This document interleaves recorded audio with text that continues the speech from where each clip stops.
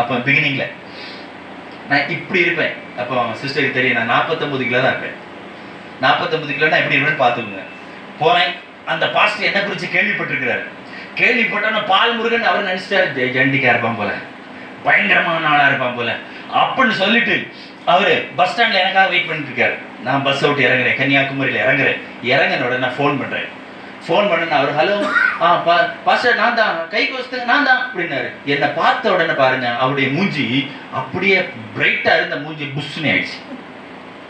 என்னை பார்த்த உடனே நான் பைபிளை தூக்கிட்டு அப்படியே சிக்க நடந்து போறேன். அவர் அப்படி ஒரு மாதிரி ஆயிட்டார். ஏன்டா பிரைஸ் எல்லாம் டீ தானம் குடிக்கல, எதுவுமே பண்ணல.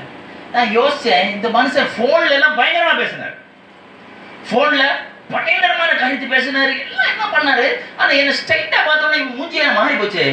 அப்ப எனக்கு ஏதோ நான் நினைச்சேன் ஓகே அவருக்கு ஏதோ ஒரு மேட்டர் இருக்கு போல நான் விட்டுட்டு அவர் எல்லாம் இதெல்லாம் முடிச்சுட்டு கடைசி அவருக்கு எனக்கு என்கிட்ட பிரசங்கம் கொடுக்கறதுக்கு என்ன இல்லை, விருப்பம் இல்லை. வேற வழியிலே கெஸ்டா கூப்பிட்டாச்சு, கொடுத்துதான் ஆகணும். உடனே எல்லாம் முடிச்சிட்டாரு. 9 மணிக்கு முடியும், 8:30 மணி வரைக்கும் இழுக்கிறாரு. சரி நானும் நமக்கு தெரிஞ்ச பாஷையில பேசிட்டே இருக்கிறேன், ரபா டக்கா தாபா தான். அந்த 8:30 மணி வரைக்கும் இப்பொழுது நம்மத்தில் இருக்கிறதான சகோதரர் பால் முருகன் அவர்கள் வந்து உங்களுக்கு தேவனுடைய வார்த்தையை கொடுப்பார்கள் அப்படின்னு சொல்லிட்டு அவரே சோர்ந்து போயிட்டார். என்னன்னு தெரியாது எனக்கு. நான் மயக்க பிடிச்சேன்.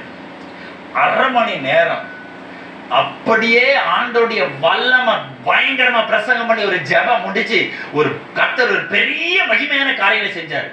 அந்த பாஸ்டர் என்ன தெரியுமா பண்ணாரு, என் கையை பிடிச்சி சாரி சாரி சாரின்னு சொல்லிட்டே இருந்தார். பஸ்ஸில் ஏற்றி விடுற வரைக்கும் அவர் போகவே இல்லை. தண்ணியை வாங்கி தந்துடுறாரு, வேற என்ன அங்கே என்னெல்லாம் இருக்குதோ அதெல்லாம் வாங்கி தந்துடுறாரு. சாரி சாரின்னாரு. எதுக்கு சாரி கேட்டாரு, ஏன் சாரி கேட்டாருன்னு தெரியல. அதுக்கப்புறமா தான் அவர் சொன்னாரு, பிரதர் நான் உங்களை பார்த்து நான் என்ன ஆயிட்டேன், எடை போட்டேன், ஏமாந்துட்டேன். நீங்க ஒல்லியா இருந்தீங்களா, சின்ன பையனா இருந்தீங்களா, அதனால நான் நினைச்சேன் இவன் என்ன இந்த சின்ன பையன் என்ன பண்ண போறான்னு நினைச்சேன் பிரதர். ஆனா உங்களுக்குள் இருக்கிறவர் பெரியவர். அல்லேலூயா. நீங்க உருவத்தை ஒருவேளை நீங்க எப்படி இருக்கலாம், கருப்போ வெள்ளையோ என்ன நெட்டையோ குட்டையோ ஸ்ட்ராங்கோ இல்லை எப்படியானாலும் இருக்கலாம்.